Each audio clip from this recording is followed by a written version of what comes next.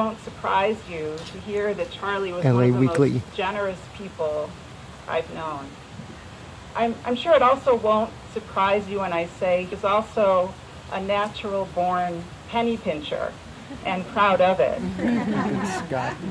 I came to know both of these things about Charlie early on, when I was new to Los Angeles and new to the LA Weekly, and Charlie and I went to lunch at Philippe, the famous French dip place on the edge of downtown.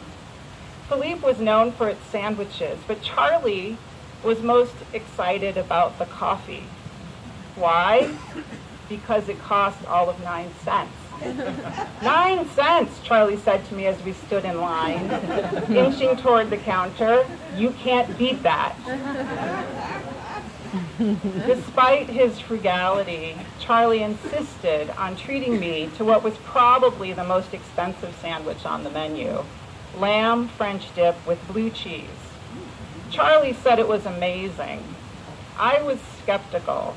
It sounded way too fancy to be any good at a place like Philippe. But as we sat down to eat, Charlie watching me as he sipped his 9-cent coffee, all it took was one bite for me to see that he was right. The program describes me as a colleague and a friend of Charlie's, and I'm going to share a couple of stories along those lines.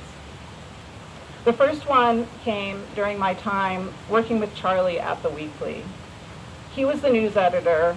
I was a young reporter trying to figure out how to be a journalist. I'd fallen into covering education, including doing a couple of stories on Jefferson High School. One day, I got a call from a teacher there who was a good source.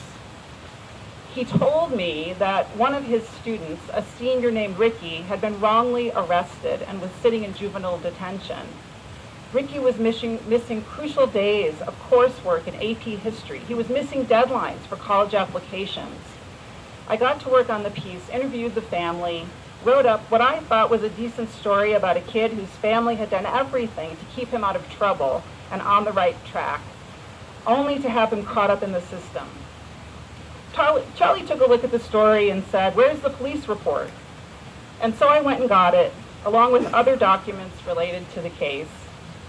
As we reviewed the information, Charlie wanted more. "Go talk to the detective," he said. And so I went and sat and lurked at Newton Station until finally the detective agreed to see me. It was then that the detective realized, when he pulled out the file, that he'd known for weeks that Ricky was innocent, but no one had bothered to tell the court. Ricky was still in juvie. It was our reporting, me and Charlie pushing me, that helped get Ricky out. That story was just one of many like it that I worked on with Charlie as my editor, and it was